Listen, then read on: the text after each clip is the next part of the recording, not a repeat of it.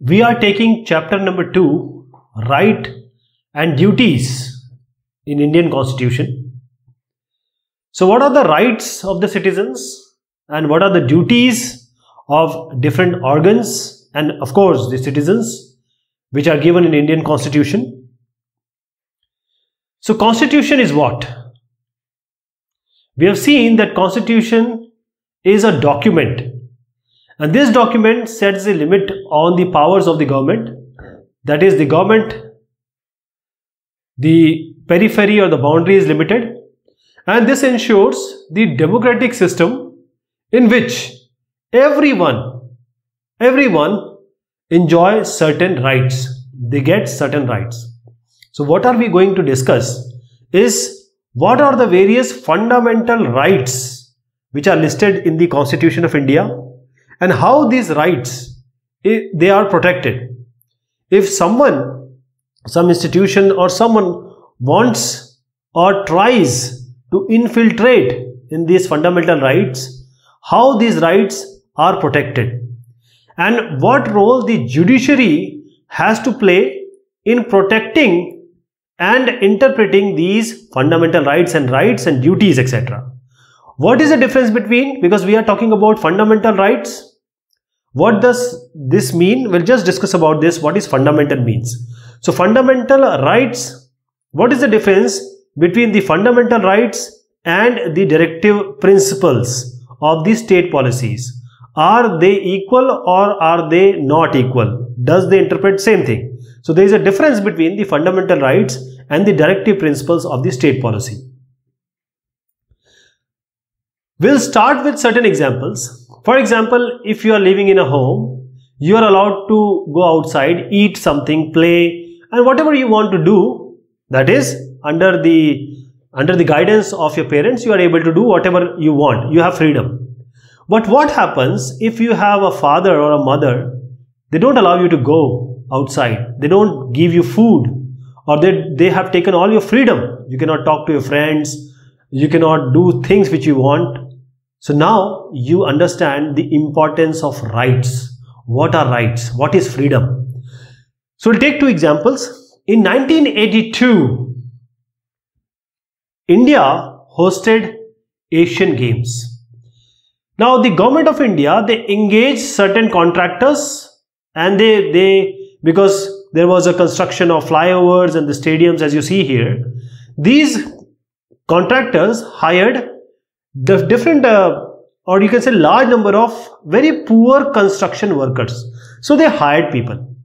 Now these workers, they were given very poor working conditions and they are paid less than what is being decided by the government. That is, if 100 has been decided by the government, say they were given in only 50 or 40 rupees. Now when the social scientists, that is the Samajik Vaigyanik, those people who understand the society and they are activists, so anything going wrong, they help. So when they saw the poor condition or what amount they are being paid, they filed a petition in Supreme Court of India.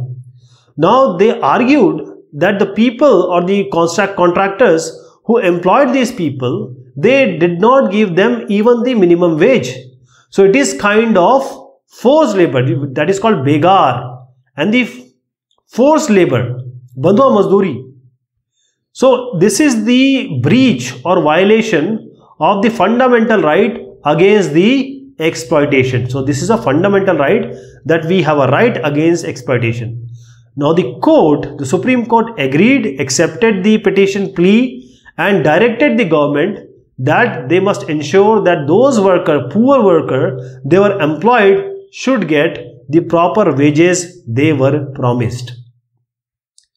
This is the first example. Now the second example is the example of Machal Lalung. Now he was 23 years of age. He was a resident of Chuburi village of Morigaon district of Assam.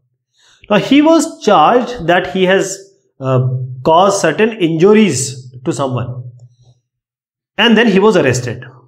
Then because of his mental condition, he was sent to the hospital. That was the Lokpriya Gopinath Bordolai Mental Hospital in Tejpur for treatment because of his some mental state. He was unstable.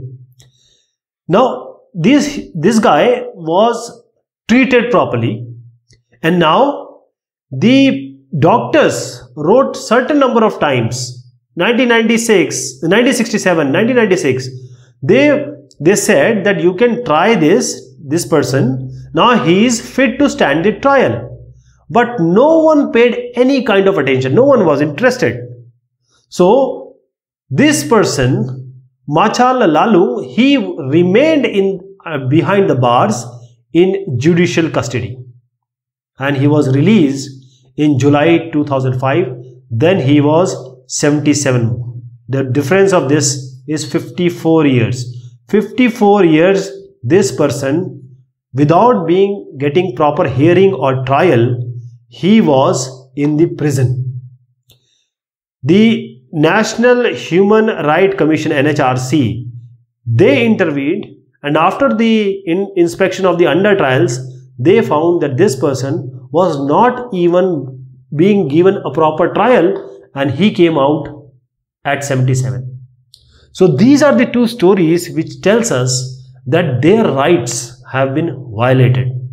That means our constitution gives every citizen of the country the right of life and liberty. This means every citizen must also have the right to fair and speedy trial, which Lalu did not get. He was poor. He was not being listened to. So in the case of the first instance, what we saw, the workers were not given proper wages. They are poor. Then also they are not being, they are just being taken for work, but they are not being paid proper amount. So the constitution guarantee of the right against exploitation ensured that the justice of these workers is being done. So constitution and judiciary, they played role along with the social activists and social scientists, and then these workers, they got what they deserve. Now coming to Bill of Rights. What are these Bill of Rights?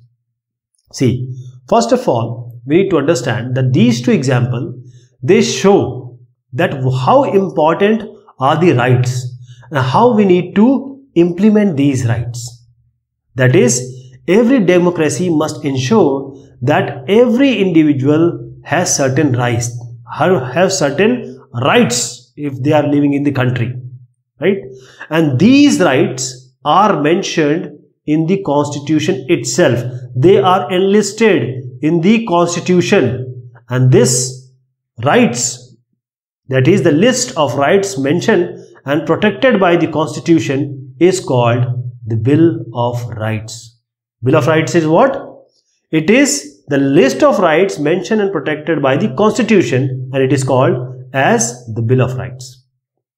So what are these Bill of Rights? It prohibits, it stops government if they are acting against the individuals. That is, if they are make certain rulings, certain law that is not abiding by, or they are violating this list, there is a remedy. Constitution has given a remedy that these rights cannot be violated, right? That is the crux of the story, is that the constitution has given, so no organ of the government, neither the government nor any individual, can try these to be violated. They cannot violate it. That is how any violation is prohibited, and the law is always there. Now coming to the fundamental rights in Indian Constitution, what happened when the freedom struggle was going on, that is the national movement we are talking. The leaders of this freedom movement, they realized that how important are these rights? How important are these rights? Because the British rulers, they would apply, say, Kanun like Dhara 144, Deshdroh. So sedition law, all these laws were there. There are certain ways only those people who talk against, or though they stand against the British rule, they were just taken into task, or they were just sent behind the jail, or they were just killed. So there was a breach of the rights. So people of this freedom struggle, they understood this. So Motilal Nehru Sahab and his committee, there was a committee actually, Motilal Nehru Committee had demanded the Bill of Rights in 1928. It was far back, you know. They come up with this idea that the rights are very important for any individual of the country.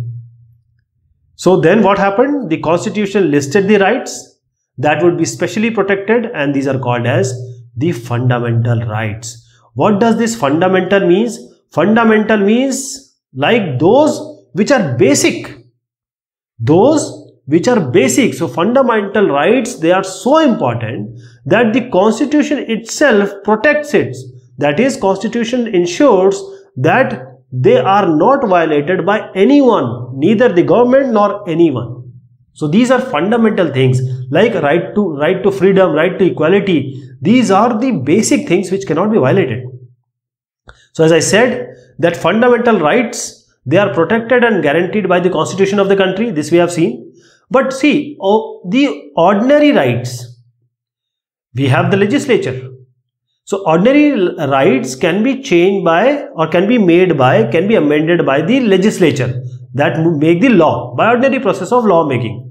But these fundamental rights, they may only be changed by amending the constitution, because the constitution needs to be changed, and we have seen that constitution changing is not so easy.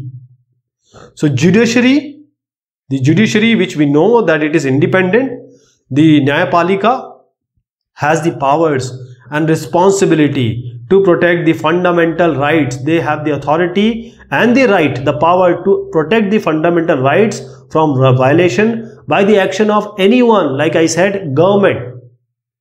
If the executive, if the legislative, they make certain, say, illegal things, or those kanun, those niyam, those regulation which are violating the fundamental rights or restrict this fundamental right in some unreasonable manner, then the fundamental rights are guarded by the judiciary. But there are certain things, if some extreme condition is there, or you can say that some emergency condition is there, so government can put reasonable restriction on the exercise of this, our fundamental rights. But this is only when there is a reasonable requirement, there is something which is emergency condition, then only these fundamental rights can be restricted by the government. Coming to the right of equality, I will tell you two stories, very short stories, and now I want you to decide whether they were given proper equality right or not. I am saying that two people, one was called as Sudesh Kumar and other was Sudesh Kumar friend. Now they went to their village, means Sudesh Kumar was from the village and this guy was his friend. Now they wanted to have a tea. The shopkeeper asked, because he knew the Sudesh Kumar, but he didn't knew his friend. So he asked about the caste of Sudesh Kumar friend. Now when he knew the caste, the shopkeeper gave a very nice mug of tea to Sudesh Kumar, but for him he just gave a kulhad. That was an earthen cup made of clay. Why? Because the shopkeeper came to know that this friend is a Dalit. Is it right? Is it good? In modern world, is it justifiable? No. Second story. Now, male and female, they are news readers. Now the television channel said that if the male are above 45, no problem. But the female, if they are 45 plus, they cannot read news. Means at above the age of 45, they are not allowed to read news. Is this good? Is this the right of equality? No. So what we see here is that we want in our constitution, we have in our constitution, whether a kid, whether an old elderly person, whether anyone here should get the right of equality. What it means is, I'll just tell you that these examples, it shows us clear discrimination against the certain caste, discrimination against certain sex. So the caste, and as I said, gender based discrimination we see, we don't find it justifiable. So right of equality, it provides equal access to public places like the shops, the hotels, the place of entertainment, the wells, the bathing huts, the place of worship. All these have equal access to anyone. So there cannot be any discrimination to the access on the basis of any caste, any creed, any color, any sex, any religion or place of birth. This is the right to equality. We have learned about it, that there was a practice of untouchability, and this was the crudest, this was the bad thing which happened in our society earlier. Now also some people follow it, but this was the extreme case, and because under the right of equality this was abolished under the law. Under the law there cannot be untouchability. If you say untouchability, or if you follow untouchability, you will be behind the bars. So because of the same right, the state, that is the country, can only give title to a person who has done something very good in military or in academic field. Apart from this, the state cannot confer or give any kind of reward, any kind of, say, garlanding to anyone except this, right? No title can be given except these. The preamble mentioned two things. First is the equality of status. The second is equality of opportunity. Now this means equality of opportunity means everyone, different section of society we have, everyone should get equal opportunities in everything, in profession, in job, everywhere. The constitution clearly says the government can implement special schemes and measures to improve the condition of certain society, like the children, like the women, like the socially and economically backward classes. This government can do. We have seen a word called reservation. It is there in our government jobs. So why there are reservation? We will say that this is the breach of this equality and this opportunity. But it is not that. If, say, your father is rich, you have car, you can go to study, you have all the facilities. If a kid has no facility, he is, say, a kid of a mazdoor. Now these are not equal. He has to be given certain chances, some kind of thing, some kind of, you can say, thrust, so that he can compete with you. For that the reservation has come, and the Article 16(4) of the Constitution clearly clarifies, it clearly says that the policy like the reservation is not the violation of right to equality. Now let me tell you about the different fundamental rights we have. Fundamental rights in India. So there were 7 initially, but now there are 6. This right to property is now a Qanun, it's a law.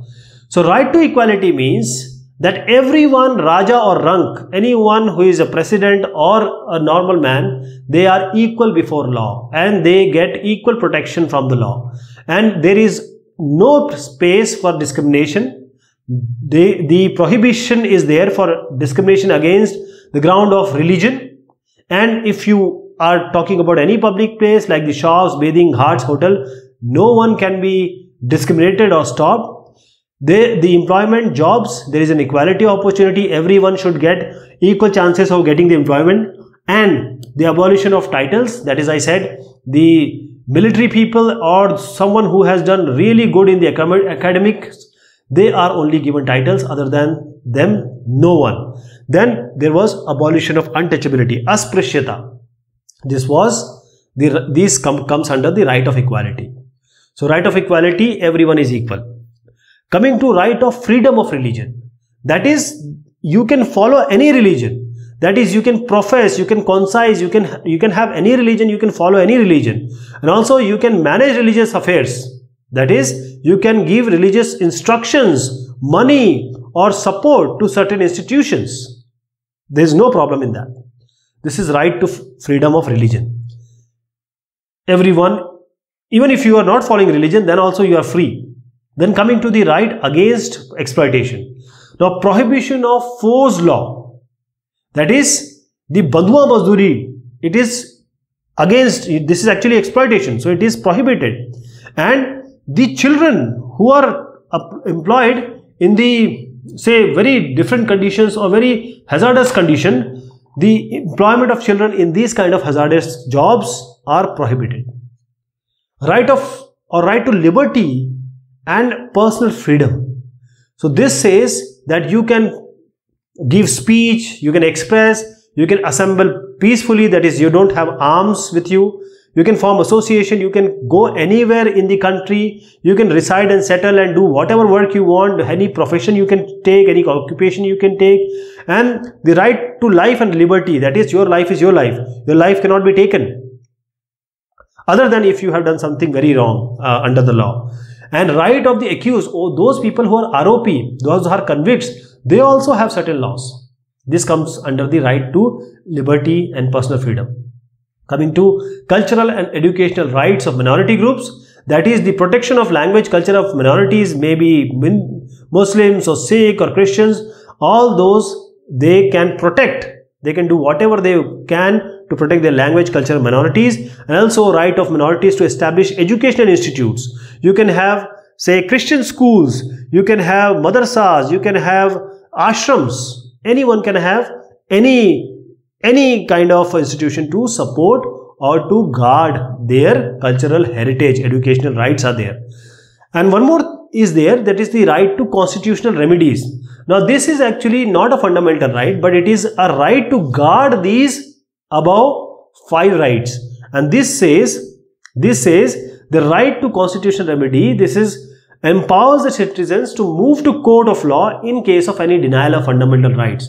So if these 5 fundamental rights are violated or there is breach of any of these fundamental rights, now you have all the possibility to go to the court or to get the justice. So these are the 6 fundamental rights in India. Now coming to the right of freedom. Right to freedom. What does it mean when you are inside a house, you have no freedom, and when you are outside house, you have all the liberty to do whatever you can? So this freedom or liberty, this means freedom of thought. That means you are not supposed to be thoughtful inside a boundary. You can think whatever you want. Whatever you want to express, that means if you are a painter, you can paint and express your feelings. If you are a singer, you can sing, or by action. So this is the liberty. So liberty is such that whenever you enjoy your liberty, there has to be an idea that there is another person also, he is also enjoying his liberty. So you don't do anything which threatens the liberty of another person. So freedoms are defined in such a manner that every person will enjoy his or her freedom without threatening freedom of any other individual or a group. And also you have to keep in your mind the law and order. You cannot go beyond the restriction of law and order. That will not be a freedom. That will be the breach of law and order. Then coming to right of life and personal liberty. What does it mean? No citizen can be denied his or her life except by the procedure as laid down under the law. That means an individual, his life, his body, his thought, everything is his. He is a free soul until he or she does something really bad which is unlawful under the law and order. So if you have done something like that, then you can be denied your personal liberty. That is, you can be arrested without being told if you have done something wrong. But even if you have done something wrong, then you are to be told. That is, if you are arrested, then you have all the rights to defend yourself. You have all the right to defend yourself. You can hire a lawyer, or the government has to give you a lawyer.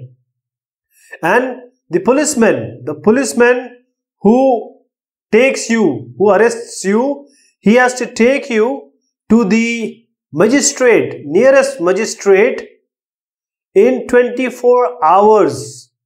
That means if you have done something unlawful, you can be arrested, but you have certain right of life and personal liberty. You need to be shown in front of, or presented in front of, the magistrate in 24 hours.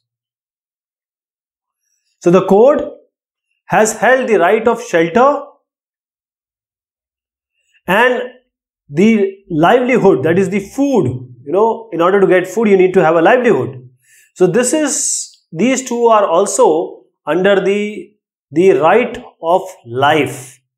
That is, you need to have means to earn, means of livelihood.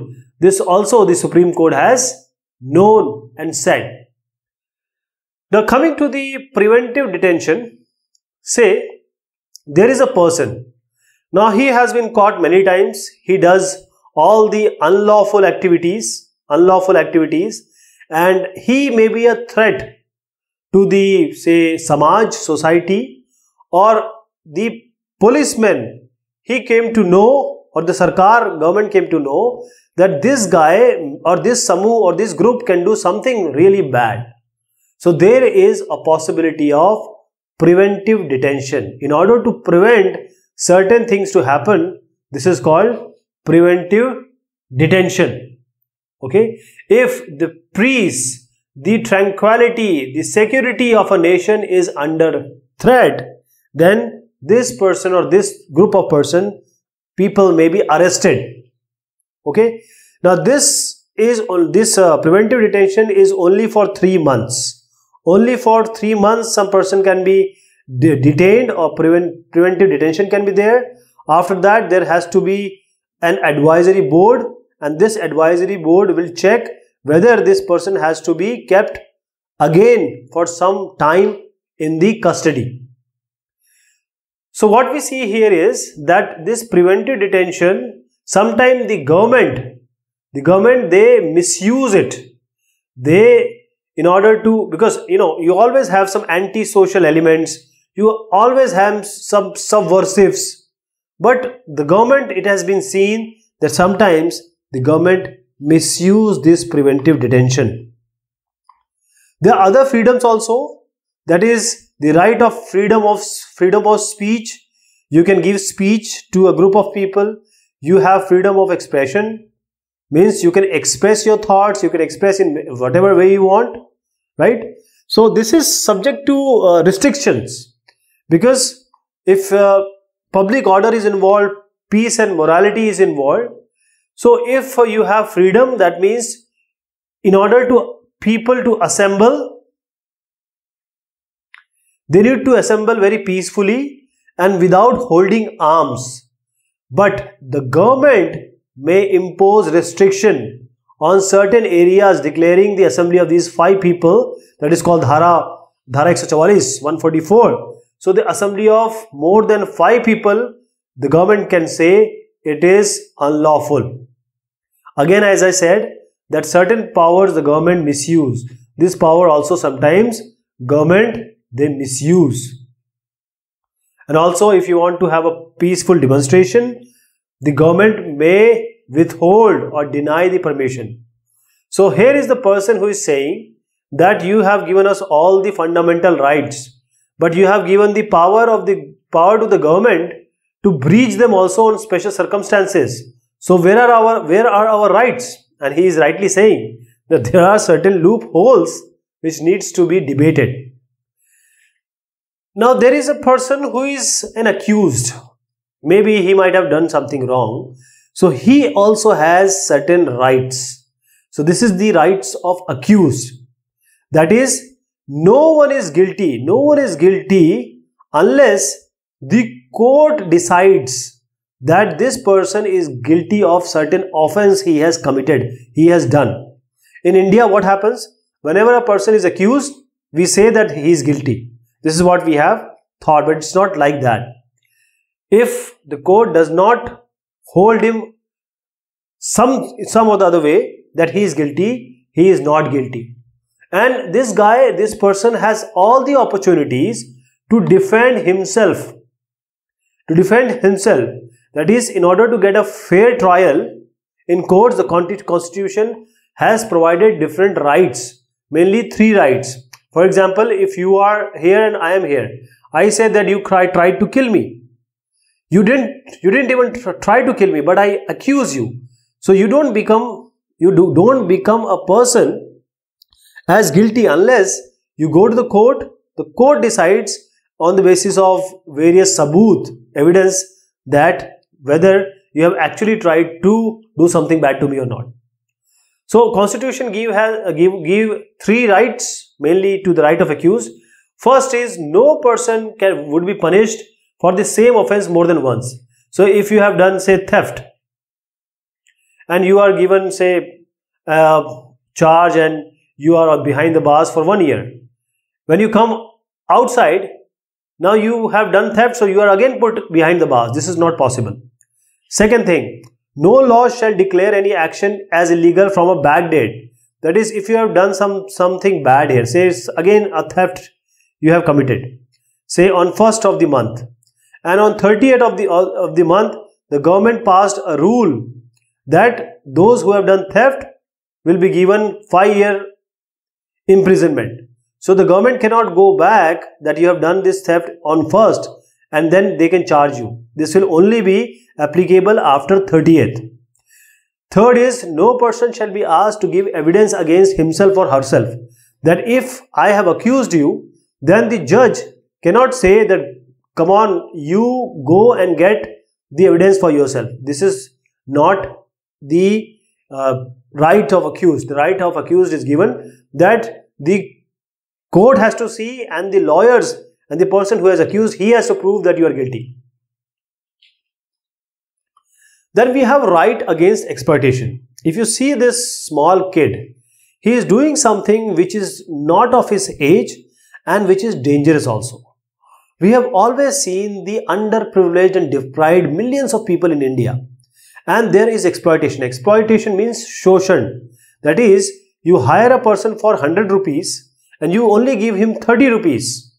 This is shoshan. This is exploitation. You hire these people, these kids under 14 years of age, and you allow them to work in a very, very dangerous condition. This is shoshan. This is exploitation. In India, we call begar.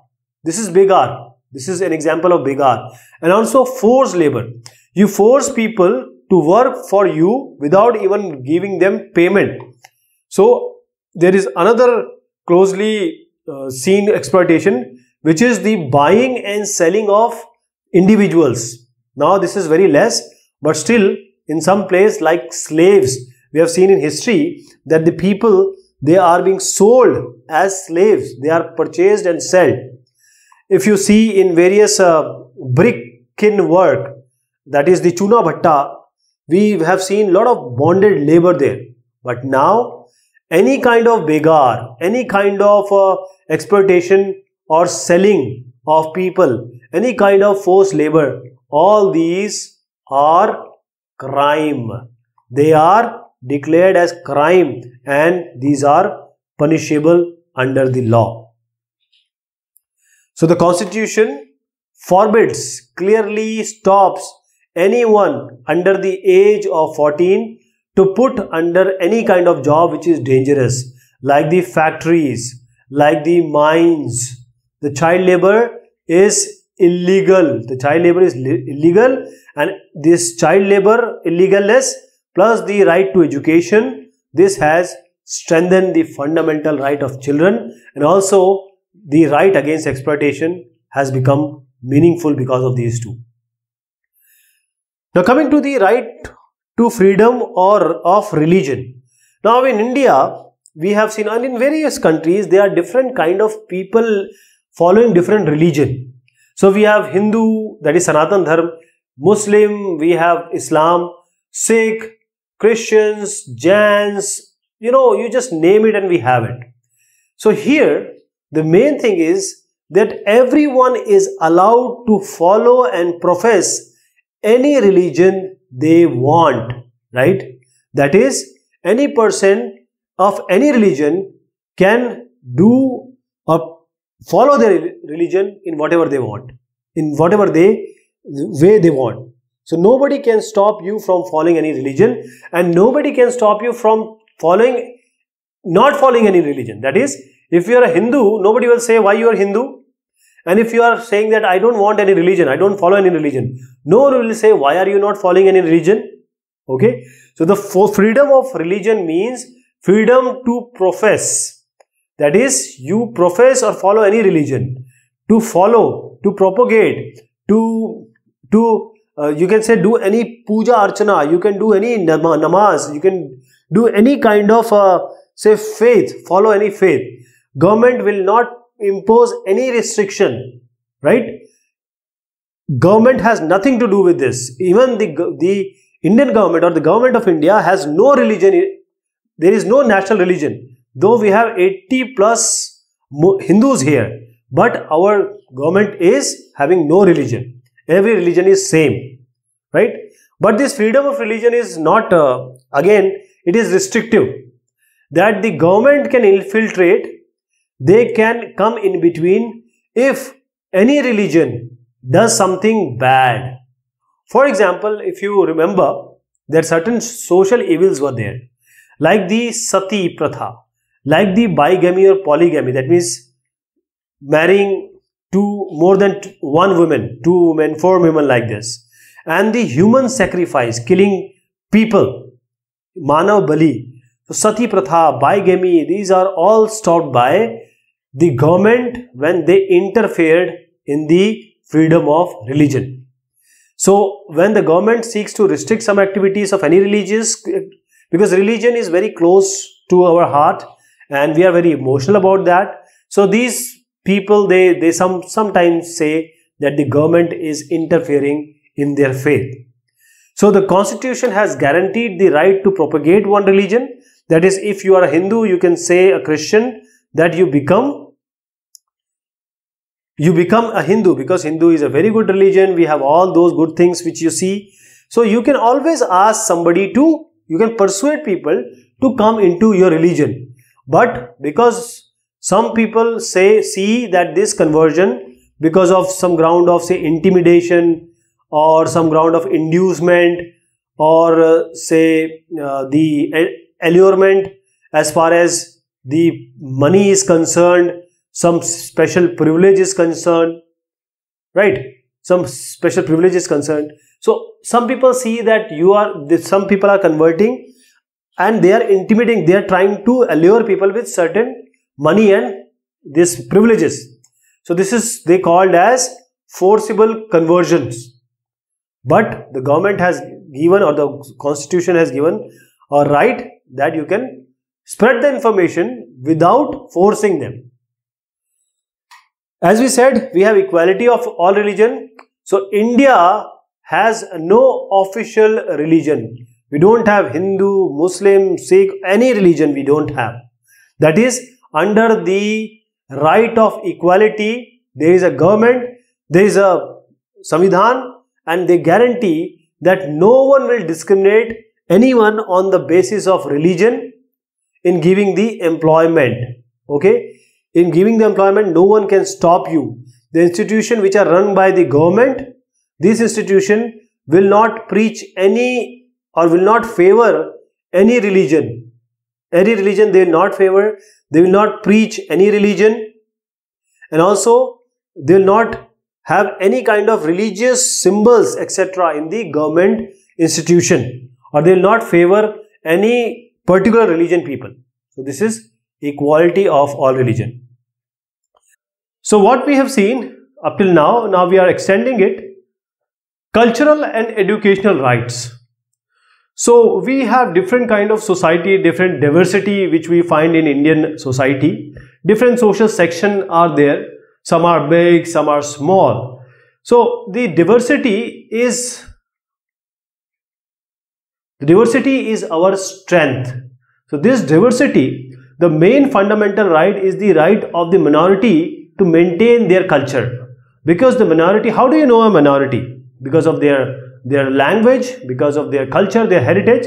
So the minority status is not dependent only on the religion. If say someone is Muslim, you cannot just say that he is minority.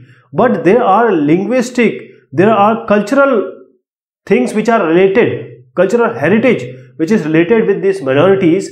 These are included to call them actually a minority. So they have a common language, so they may live in certain particular part of the country, and because they are small in number, they are outnumbered basically. So these communities, they have special culture, they have special language, they may have their own script, right? So they have all the right to conserve this. First to conserve this, and then to propagate it and to develop it. So this comes under the fundamental rights. So all the minorities, they may be based on the religion, like the Sikhs, like the Christians, along with their linguistic, that is the bhasha they speak, the language they speak. Now they can set up their own institutions.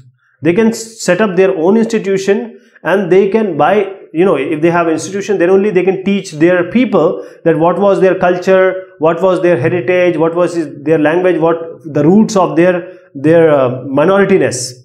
So now the government, when they are granting aid, say one is the Bahusankyak or majority institution, one is the Alpsankyak, that is the minority institution. So when the government is giving fund to them, granting aid or financial help to them, the government will never discriminate that whether this is Bahusankyak institution or whether this is an Alpasankyak institution. That is, they are neutral for majority and minority. Then comes the right to constitutional remedies. Now let me tell you that we have around 7 fundamental rights were there initially, and then this became 6 because the right to property was made as a law. Now this 6 fundamental right is like this, 5 plus 1. These are the basic fundamental right, and there is one fundamental right which is there to enforce. If anything happens to this right, someone try to violate, then this is the right to safeguard these 5 rights. So Dr. Ambedkar Sahab, he considered the right of constitutional remedy as the heart and soul, like the body. Heart and soul is very important. So heart and soul of the Indian Constitution. That is, if any of this right is being breached, violated, you can always go, the individual can always go to the High Court, to the Supreme Court to restore their fundamental rights if any violation is there. So in this case, the courts, Nyayalaya, they can issue various special orders, and these special orders are known as writs. What are they called? They are called writs. So let me tell you what all these writs may be. First is the habeas corpus. Habeas corpus means the court orders that this arrested person should be first presented before them, and if this person is arrested, what way it is he or she may be arrested, if the manner in which the person is arrested, if the grounds of arrest, these are seen by the court, and if they find it unlawful or not satisfactory, they can release. Then we have mandamus. This writ is issued when the court finds that a particular officer holder is not doing legal duty and thereby is infringing on the right of an individual. That is, if you go to a doctor, he is a government doctor, and he is not even ready to look at you, or he is doing things which are not acceptable, then he is breaching his duty for which he is being assigned. So now the mandamus this writ can be assured by the Nyayalaya, that is the judiciary. Prohibition is that the writ is issued by higher court, that is the High Court and Supreme Court, when a lower court goes beyond its jurisdiction. Lower court has certain specified jurisdiction, that is the periphery, that is the boundary beyond which they cannot trespass. So if the higher court sees that the lower court is going beyond that, they can always issue the prohibition. Then quo warranto. So if the court finds that the person is holding office, but he is not entitled, he is not liable to hold office. That is, if you got the admission and where the, say, some BA or BSc is required and you are not even 12th pass, if the government knows that, you can be taken off the office. Or for a teacher, if he is getting, say, 50,000, 40,000 rupees, I'll just give an example. If a teacher is there, and if teacher is getting, say, 40,000, 50,000 rupees, and if he is transferred to some rural area, he may assign some other person, say, give him 10,000 rupees, and now he is working for him. So this is kind of quo warranto the government can do, restrict this guy from holding the office. And then when we have certiorari. Certiorari means under this writ, the court orders a lower court or another authority to transfer a matter pending before it to the higher authority or court. If the court sees that the idea or this thing is not going well, means they can just transfer the matter which is pending for some time, and it is important, to the higher authority. So these kind of writs can be issued by the government. Now we have this National Commission of Women, then National Commission for Scheduled Caste, then we have the Institution for Rights of Women in order to protect the right of women, minorities, Dalits. So we have also this one Human Rights Commission. So we have National Human Rights Commission, NHRC. Now this is to protect the fundamental rights of the individuals and also with other kind of rights which the person should have, citizen of a country should have. Now we come to the directive principles of state policy. So if you are going on a road and if you don't know the road or you ask someone, then it is highly unlikely that if this person doesn't know or he gives you some answer, you go to the right destination. But if there is a signboard here that to X destination it is 30 km, to Y destination it is 40 km, and it is a direction being provided. Now this is the direction by which you can reach the destination quite easily. So this directive principles of state policy, it directs the government that what should be the idea, what should be the uddeshya, what should be the key points you should look in order to make niti, rules, regulation and different policies. So this means that if a government did not implement, there is one thing that these directive principles of state policy, these are not legally enforceable. That is, if government does something, implement a particular guideline, we cannot go to the court and ask the government or ask the court to instruct or to guide the government to implement this directive principle of state policy. So this is not justiciable. ध्यान रखिएगा, ये कानून के तौर पे बाध्य नहीं है. It's not justiciable.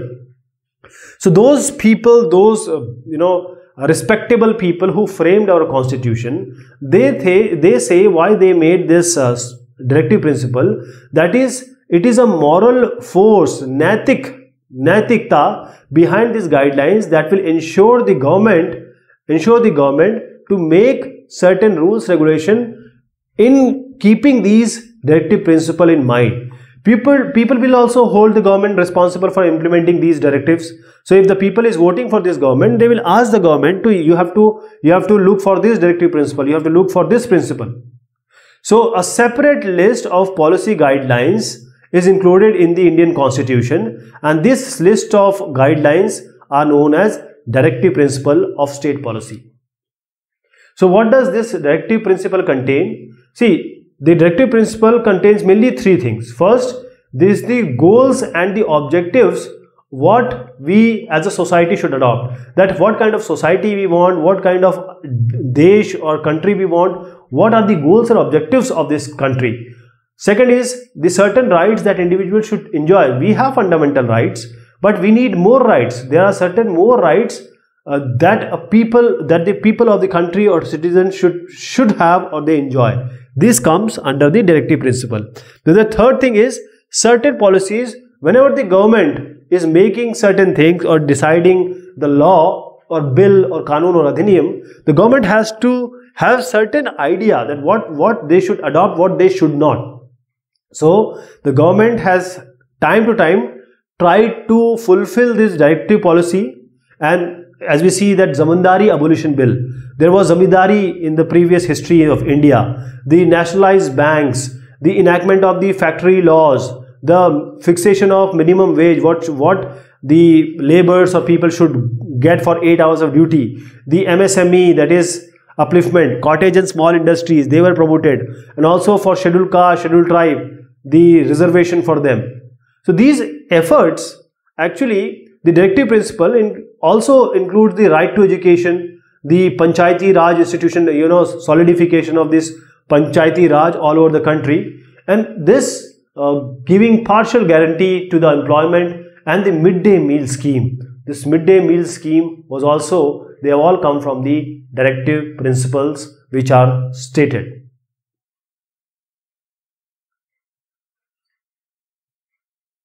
What are the directive principles? We need to know that what are the directions or what are the principles behind a government idea of working. So the goals of the directive principle is every people, every person, caste, creed, everyone should get welfare. That is, they should get justice, whether it is social, whether it is economic, whether it is political. And everyone should have a good standard of living. That is, we need to raise the standard of living and the resources, because we have seen that some people have a lot of resources, some they don't have, they have no resources. So that is, there has to be equal distribution of the resources, and also the promotion of international peace, because we are good in our house, but we are better if we have very good relationship with our neighbors and the international community.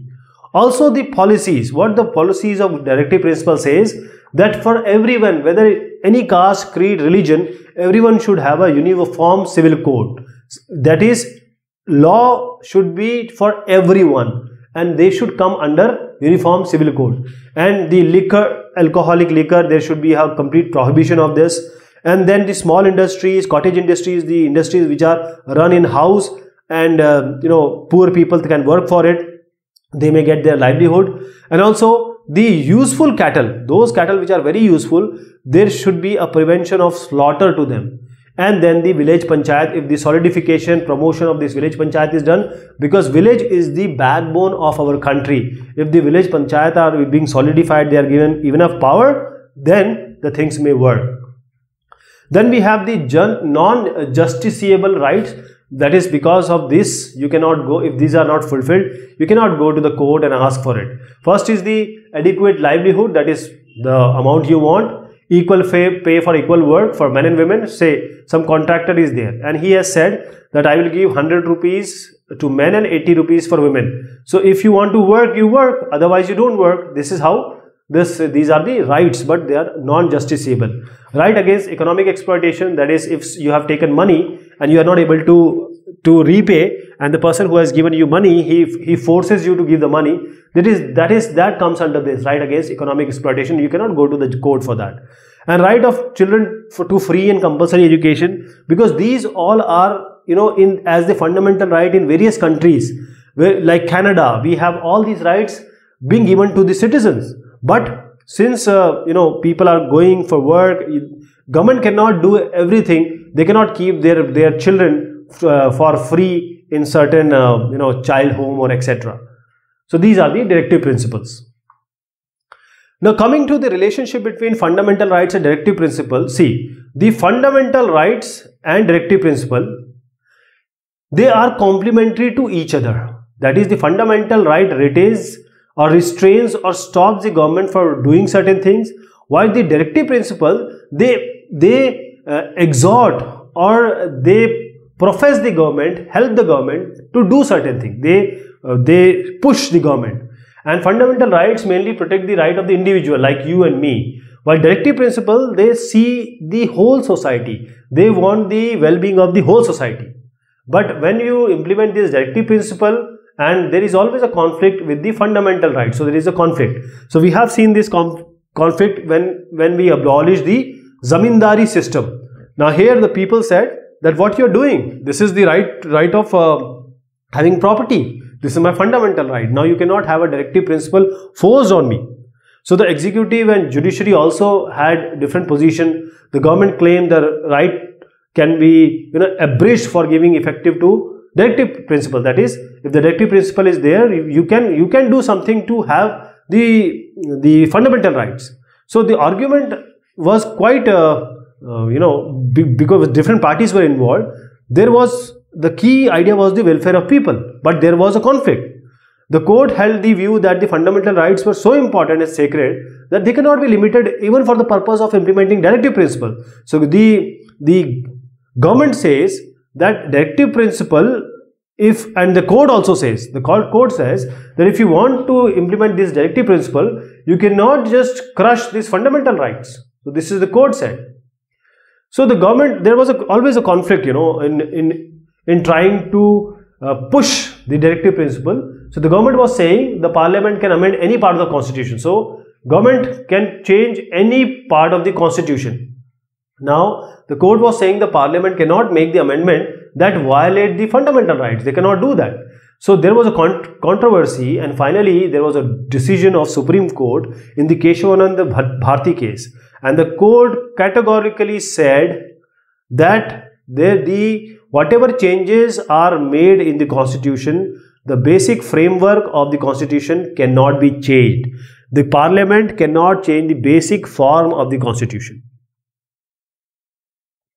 So what we have seen here is that the duties what we have and the rights what we have, there are certain ways in which we have discussed all the fundamental rights, and the directive principles, what are the fundamental rights and how we can safeguard them, how the constitution safeguard them, and the directive principles for the society which can be implemented by the government. And these are the two things which guide a better country.